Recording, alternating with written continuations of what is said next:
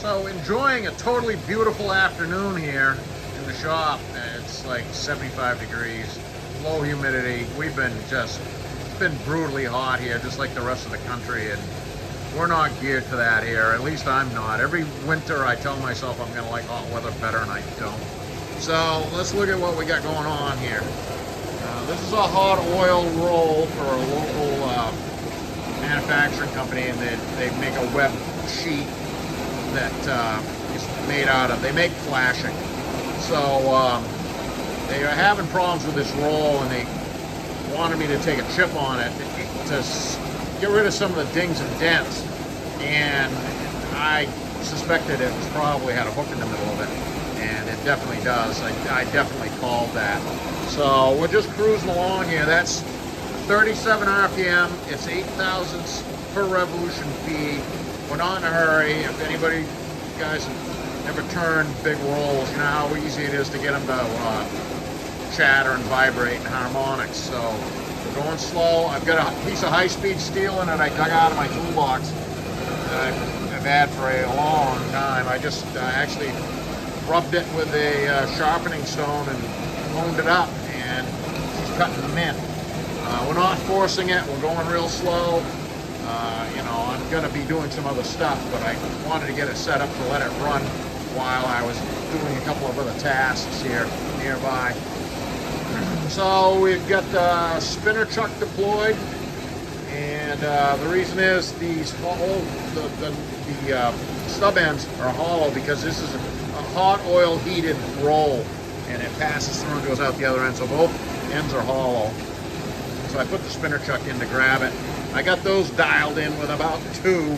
That one there, I suspect is a little cockeyed. The other one down at that end is pretty good, really, but you know, it's an optimistic 2 because I split the difference, so I'm like +1 in the direction, and the outside shell of the roll on the ends is pretty good, and that's what it shows. It took a complete chip there, now in the middle, or cut.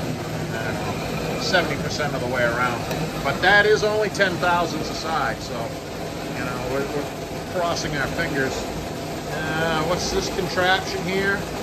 Many of you guys have ever turned long rolls, you know how hard it is to keep them from doing, you know, vibrating and getting harmonics and stuff, especially when you get in the middle. This is the cheater totter. This is actually the cheater totter Mark II. I've got another one of these I built a long time ago for my big monarch lathe way down there at the other end, and it's too big for this, so I created another one out of some stuff I had laying around just so I didn't have to fight with it. Anything you do on a roll surface to keep from putting chatter marks into it, you're way better off taking the time and cutting slow and doing something like this to minimize the vibration than introducing chatter marks to the roll face that you can't basically get out sometimes. So that's where we're at with that. It's running 37 RPM, 8 thousandths per revolution feed, and basically got some hydraulic oil there for lubrication on the wooden shoe, and that's 2 to 1, 2.5 to 1 leverage there that I've got. And so this will be we're gonna do a 3-step here. What have I got there for a counterweight? Take a good look at it for you eagle-eyed guys out there, guys and girls.